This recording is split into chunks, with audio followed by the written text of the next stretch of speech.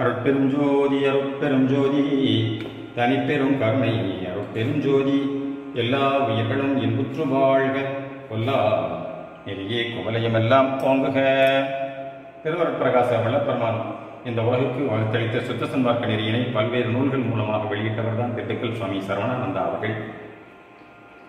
அவர்கள் பல்வேறு இடங்களிலே பேசியதை தொகுத்தும் அவர்கள் வரைந்து வைத்த பல்வேறு நூல்களிலிருந்து எடுத்து குறிப்புகளையும் திரட்டி நெற்றிக்கண் தயவு மனிதனின் நெற்றிக்கண் என்ற ஒரு சிறு நூல் வெளியிடப்பட்டது.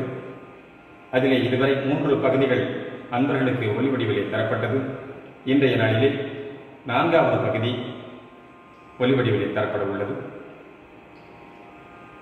நூலின் பெயர் தயவு மனிதனின் நெற்றிக்கண், பகுதி 4, தலைப்பு அல்லல் பிறவி நீங்க அருட்பெருஞ்சோதியின் உறவு.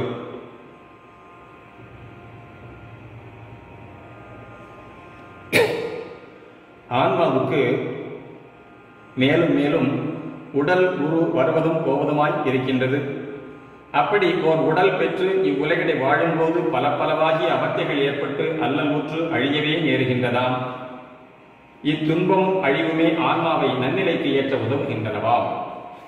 இப்படி அனுபவப்பட்டு மேநிலையுறாது சுகானந்த வாழ்வு நிலைக்கு ஏறிவிட முடியாது, பேரின்பானுபவமும் உண்டாகாது. ஆகவே கடவுள் தயவுதான் ஆன்மாவுக்கு இந்த பிறவிகளை நியதிப்படி சூழச் செய்து கொண்டு இருக்கின்றதாம். அக வளர்ச்சியின் பொருட்டே பிறவித்தொடர் ஏற்படுகின்றது. அறிவு விளக்கமும் அன்பின் விளைவுமே அக வளர்ச்சியாக மொழியப்படும். இதுவே ஓர் ஆன்மாவுக்கு ஒவ்வொரு பிறவியிலும் அதிகரித்து வருகின்றதாம். ஓர் ஆன்மா ஒரு தேக பிறப்பில் பெற்ற அக அனுபவத்தோட பிறவியிலுற்று வளர்த்துக் கொள்ளுகின்றது. தூர தேகத்தை மண்ணில் விட்டும் அதில் கலந்திருந்த சூக்கும வடிவை விண்ணில் விட்டும் புறத்துருவேற்க சென்று விடுகின்றது அவ் ஆன்மா. பிறப்பும் இறப்பும் இவ்வுலகத்தில் பன்னெடுங்காலமாய் நிகழ்ந்து கொண்டேதான் இருக்கின்றன. தோன்றின ஒவ்வொன்றும் மாற்றமடைவதும் கெட்டு அழிந்து போவதும் பின்னர் புதிய ஒன்று தோன்றுவதுமாகவே இருக்கின்றதாம். ஆகையால் இச்செயல் அருள் நியதியால் கடவுள் செயலாக என்றும் தடையுறாது நடந்து கொண்டே இருப்பதாய் அறிகின்றோம். நம் பரமவதியும் அவருடைய அருட்செயலும் நித்தியம் என்பது மேலோர் கருத்து. அவர் இவ்வருட்பெரும் செயல் புரிந்து கொண்டுள்ளது அவ் அருட்பேருண்மை வெளிப்பட்டு விளங்கற்கே ஆகும். ஆண்டவர் ஆடும் அருள் நடனமாகவும் இதனை அணிந்து கூறுவர். இந்த ஆனந்த நடன இரகசியம் வெளிப்படத்தான் ஆன்மாவின் மீது ஜீவதேகங்களின் வரவு போக்கு தொடர்ந்து நடந்து கொண்டே உள்ளது என தெளிவுறுவோம். ஆன்மாவுக்கு இப்படி தடைபடாத தேகத் தோற்றமும் மறைவும் நேர்ந்துதான் முடிவில் ஆனந்த அருட்ஜோதி வடிவம் சித்திப்பதாக அறிகின்றோம். ஆகவே பிறப்பு இறப்பு எதற்கு என்ற வினாவிற்கு முடிவில் நித்தியானந்த கடவுள் நிலை பெறுவதற்கே என்று விடை கூறலாம். இனி உண்மையை ஆய்வோம். ஆன்மா கடவுள் வண்ணமான ஒன்று, அது நித்தியமானது. அதற்கு பிறப்பாகி படைக்கப்படலும் இறப்பாகி அழிக்கப்படலும் கிடையாது என்பது உண்மையாம். அப்படிப்பட்ட நித்திய ஆன்மாவில் மறைந்து கிடக்கின்ற அருட்பெரும் கடவுள் விளக்கம் வெளிப்பட வேண்டியே அவ் ஆன்மாவில் கடவுள் கருணை செயல் நிகழ்ந்து கொண்டுள்ளதாம். இச்செயல் நிகழ்ச்சியே ஆன்மாவின் மீது தேகம் ஒவ்வொன்றாக தோன்றுவதும் மறைவதுமாக உள்ளதாம். இவைகளே பிறப்பு இறப்பாக மொழியப்படுகின்றன. எனவே ஆன்மாவே மனிதனின் உண்மை வடிவம் என்றும் அது ஒரு உடலை ஏற்று பிறப்பதாயும் அதனை விட்டு இறப்பதாயும் கொள்ள வேண்டும். இதறியாது பிறவா இரவா ஆன்மாவுக்கு பிறப்பும் இறப்பும் எப்படி உண்டாம் என்று கூறுதல் அறியாமையே. மேலும் இத்தேகத்தையே ஒருவனின் மெய்யுருவாய் கருதி கொண்டு இறந்து போனவன் மறுபடியும் எப்படி இன்னும் ஒரு பிறப்பு எடுப்பான் என்று கூறுதலும் அறியாமையே யாம். அடுத்த தலைப்பு விடுதலை உண்டு வம்மின் வம்மின். ஓர் ஆன்மாவுக்கு பேரின்ப சித்தி பெருவாழ்வு எய்துவதே குறிக்கோளாக திருவருளாலே ஆணை செய்யப்பட்டுள்ளது. அந்நிலையை நோக்கியே ஒவ்வொரு ஆன்மாவும் செலுத்தப்பட்டு கொண்டே உள்ளது. அது ஒரு நெடும் பயணமாக இருக்கின்றதாம். இப்பயணத்தில் சிறிது சிறிதாக முன்னேறிக் கொண்டேதான் இருக்கின்றது ஒவ்வொரு ஆன்மாவும். ஆனால் எத்தனை விதமான சோதனைகள், இடையூறுகள், சோர்வுகள், தடங்கல்கள், வழித்தவறுகள் ஏற்படுகின்றன. திருவருளை அத்தடைகளையெல்லாம் தவிர்த்து மேற்செலுத்திக் கொண்டே இருக்கின்றதாம். மனித பிறப்பென்னும் எல்லை வரை கடந்து வந்துவிட்ட ஆன்மாக்கள் நாம் எல்லோரும். இந்த பிறவி பிரதேசத்தில் எவ்வளவோ காலமாக சஞ்சரித்துக் கொண்டுள்ளோம். இதன் முடிந்த எல்லைக்கோட்டையும் அடுத்துள்ள அடைய உள்ள நித்தியானந்த அருட்பெரும் ஜோதிபதி நாட்டையும் காண்கின்ற பாக்கியமும் பெற்றுவிட்டோம். அருட்பெரும்பதியை நம்மை எதிர்கொள்ள முற்படுகின்றார். விழைவுடன் சென்று சேர்ந்து கொள்வோம். அடுத்த தலைப்பு மனித சமுதாயத்திற்கு ஓர் அவசர அவசிய அழைப்பு. மனித பிறவி கொண்டு விளங்குகின்ற ஆன்ம நேயர்களே, அருளின்ப பெருவாழ்வு பெற வம்மின்கள் வீண்பொழுது கழித்துக் கொண்டிருக்க வேண்டாம். இந்த அருமையான சந்தர்ப்பத்தில் அருள் உண்மையை அறிந்து அடைய முந்திக் கொள்ளுங்கள். பழையனவற்றில் பற்று வைத்துக் கொண்டு அருள் ஒளி பரவாத மருள் நெறிகளில் சென்று கொண்டிருந்தால் இச்சந்தர்ப்பம் நழுவிவிடும், வாழ்க்கை பயன் கிட்டாது போய்விடும். மேலும் இதுவரை நாம் செய்துள்ள அறச்செயலாலும் பாவச் செயலாலும் பிறவித் தொடர் சுற்று வழியாக நீண்டு போய்கொண்டே இருக்கும். இப்பொழுது காண்கின்ற உண்மையை பின்னர் எந்த பிறப்பில், எந்த காலத்தில், எந்த இடத்தில் காண்போமோ அறியோம். நல்ல அறச்செயல் காரணமாக அடுத்து மனித பிறப்பே வந்து எய்தினாலும் கூட இப்பொழுதைய மாதிரி உண்மை விளக்கம் பெறத்தக்க சூழ்நிலை எங்கனம் அமையுமோ அறியோமே. அன்றி நாம் அறிந்தும் அறியாமலும் செய்த பாவவினைக்கு ஈடாய் சில காலம் கீழான பிறவி தேகங்களில் அடைபட்டு கிடக்கவும் நேர்ந்துவிடக் கூடுமே. என் செய்வோம்? இன்னமும் அத்தேகங்களில் தங்கி எவ்வளவு அவஸ்தைகளை பட்டு மீளப்போகின்றோமோ அறியோமே. அத்தண்டனை காலம் முடிந்து விடுதலை பெற்று மறுபடியும் இம்மானுட யாக்கை வழங்கப் பெறலாம். பெற்றும் இன்று காணும் உண்மையை மறுபடியும் காணவும் அடையவும் எவ்வளவு அவஸ்தைகள் பட வேண்டியிருக்குமோ, எப்படியாகுமோ? ஆகையால் ஏன் இந்த பாடுகள் எல்லாம்? இப்பொழுதே நேர்ந்துள்ள நல்லதொரு வாய்ப்பை பயன்படுத்தி கொண்டு விடுதல் அறிவுடைமை என்றோ, அல்லல் தரும் தொல்லை பிறப்பு இறப்புகளை நீக்கிக் கொண்டு விட மேல் பிறவி தொடர் அற அருட்பெரும்பதியின் சார்புறுதல் ஒன்றே கதியாகும். வம்மின் வம்மின். அடுத்த தலைப்பு தயவு பிரார்த்தனை தினசரி பன்முறை செய்ய வேண்டியது. அருட்பெருஞ்சோதி அருட்பெருஞ்சோதி தனிப்பெருங்கருணை அருட்பெருஞ்சோதி.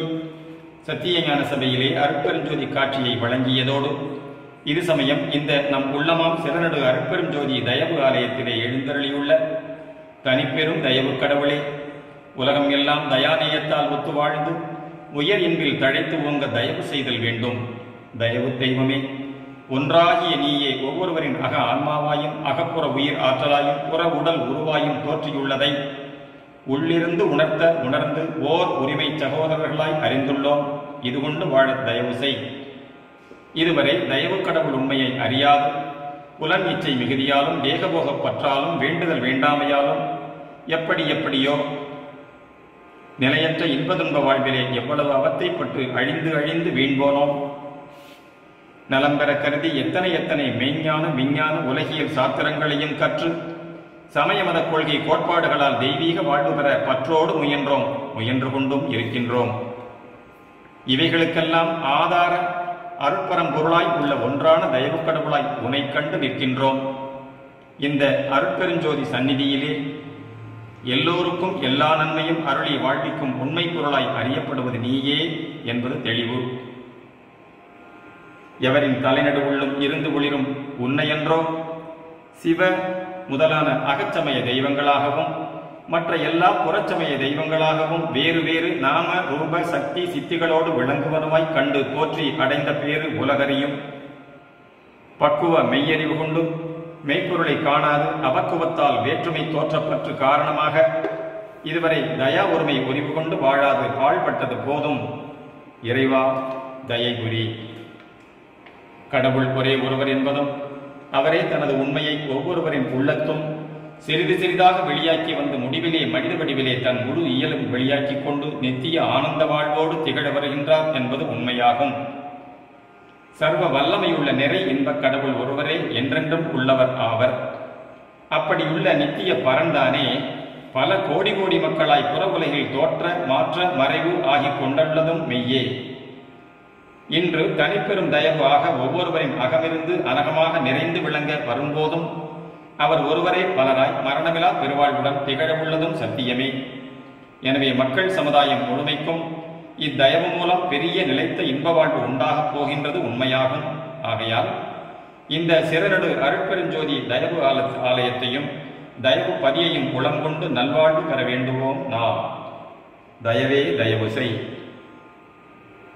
அடுத்த தலைப்பு முடிவுரை. சச்சிதானந்தம் தரும் இறைவண்ண தமிழ். சச்சிதானந்த இறைவனே தன்னை உலகுக்கு முழுமையாக வழங்கவே நம் இறைவண்ண தமிழையே அருளியுள்ளார். எனவே நமது அரிய அருத்தமிழை கொண்டு சன்மார்க்க பணிபுரிய வேண்டியது நம் ஒவ்வொருவரின் கடமையாகும். இவ்வுண்மை சன்மார்க்க பணி மூலம் உலக மக்களை எல்லாம் அகம் உணர்ந்து தயை பூண்டு எல்லோரும் ஒத்துவாழ வகை செய்தல் நன்றாம். இக்கருத்துக்களை எல்லாம் பன்மொழி மக்களும் நன்கு தம் தம் மொழி வழி ஏற்று பெருநலம் பெற உதவுவோம். அடுத்த தலைப்பு, வாழ்க அனக தயவு வாழ்வு. தயவு ஒளி விளக்காக கடவுளே தயாஞான பக்குவ மனிதனின் தலைநடு நின்று ஒளிர்கின்றார். அந்த விளக்கு தயவு சுடராகவும் தயா ஜோதியாகவும் சூழ்ந்து நிறைந்து விளங்குகின்றது. இந்த சூழ் ஒளி விளக்கு இம்மனிதனே அல்லாத பிற எவர் உள்ளும் எதனுள்ளும் எக்காலத்தும் விளங்கி அனுபவப்படுவதாய் இல்லை. இப்பக்குவியின் நெற்றிக்கண் அகத்தேதான் வெளிப்பட்டு மற்றெங்கும் தோற்றரிதாய் உள்ளார் தயவு கடவுள். தயா சத்தாகிய ஒன்றாகிய உள்ள கடவுள்தானே சித்தால் அனக நிறைவோடும் புறத்தே பலவாய் அனந்த வண்ண தோற்றத்தோடும் விளங்கலை தயவு கண்ணால் காண்கின்றான் தயா சன்மார்க்கி. அருட்பெருஞ்சோதி சூழலிலே நடுநின்றாடும் பதியோடு இரண்டரை இருக்கும் இவன் புறம் சூழ வரும் எதையும் எவரையும் விரும்பி பற்றாமலும் வெறுத்து தள்ளாமலும் தயா வாழ்வுக்கே பயன்படுத்தி கொண்டு வாழ்ந்து வருவார். மற்ற எவரையும் எதனையும் பற்றாது அக தயா நிலையில் இருந்து கொண்டு அனக தயா வாழ்வு வாழ்தல் ஒன்றே எல்லோருக்கும் ஆணை செய்யப்பட்டுள்ளது. வாழ்க அனக தயவு வாழ்வு. ஞானக்கண்ணை தயவோடு நானே காணத் தந்ததனால் ஊனக்கண்ணுக்கு இடை நின்று உச்சேர் ஜோதியுற்றேனே.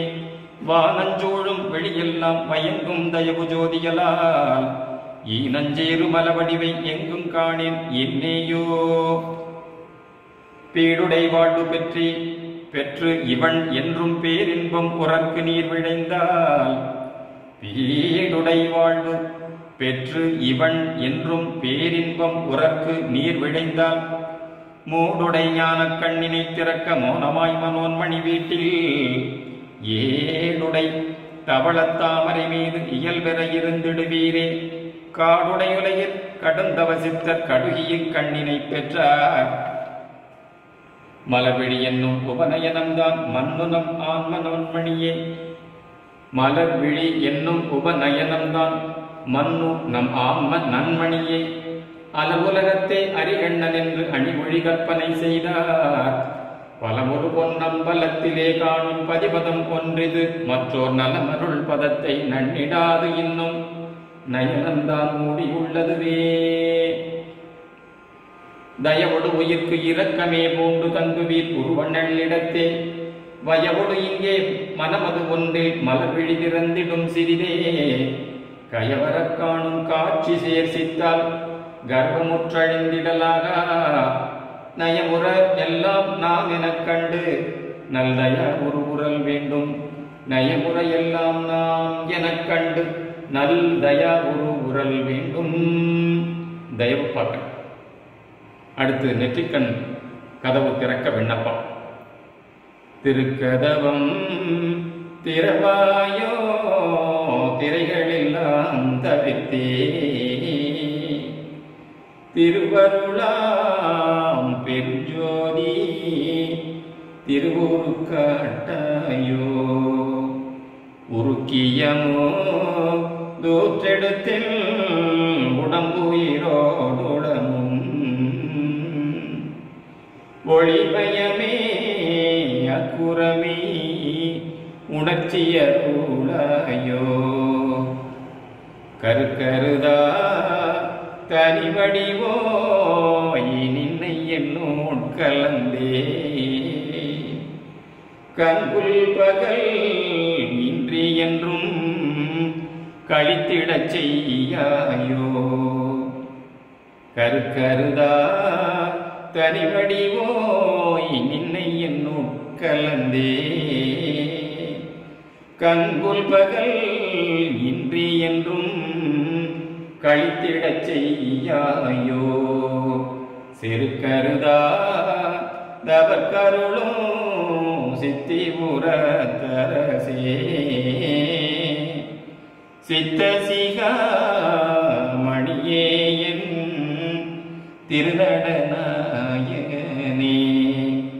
சித்த சிகாமணியேன் திருநடநாயகனே. திருவருட்பம். நெற்றிக்கண் திறத்தலால் அசுத்த உடம்பு சுத்த உடம்பு ஆதல். நெற்றிக்கண்ணார் ஜோதி இதை நேய உறவு கூட்டிற்றால் சுற்றி திகழும் சுவையுருவம் சுட்ட நீராகின்றதுவே. கற்றை ஜோதி கற்பூரம் கமழும் உருவம் இதுவாதல் எற்றை கையோ என்று இங்கே ஏங்கி இருத்தல் தவமேயோ. குளக்கண் மலர்ந்த ஜோதி மலர் குளக்கண் திறந்து நோக்கிட்டு அளக்கலற்று அதுவாகி அருளோடகத்தே இருக்குங்கள். துளக்க உடலை ஒழிக்கின்றேன் ஜோதி உருவம் தரிக்கின்றேன். இழைத்த காமன் உருவத்தை எரிக்கும் நுதற்கண் இதுவேயோ. கடவுள் ஒன்றே ஒன்றென்று காசினியுள்ளோர் கண்டுகொள்ள சுடரும் ஜோதி தயவோடு தூயகவானில் தோன்றிடவே. அடரும் துன்பிருள் அகன்றது காண் அடுக்குது இன்ப வாழ்வு இங்கே. திடமார் ஞான சன்மார்க்கம் தேர்ந்து கொள்வீர் செகத்தீரே. இது தயவப்பா திண்டுக்கல் சுவாமி சரவணானந்தா அவர்கள் இயற்றிய தயவப்பா. இத்துடன் இந்த தயவு மனிதன் நெற்றிக்கண் என்ற நூல் நிறைவு பெறுகிறது. அருட்பெரும் ஜோதி அருட்பெரும் ஜோதி தனிப்பெரும் கருணை அருட்பெரும் ஜோதி தயவு.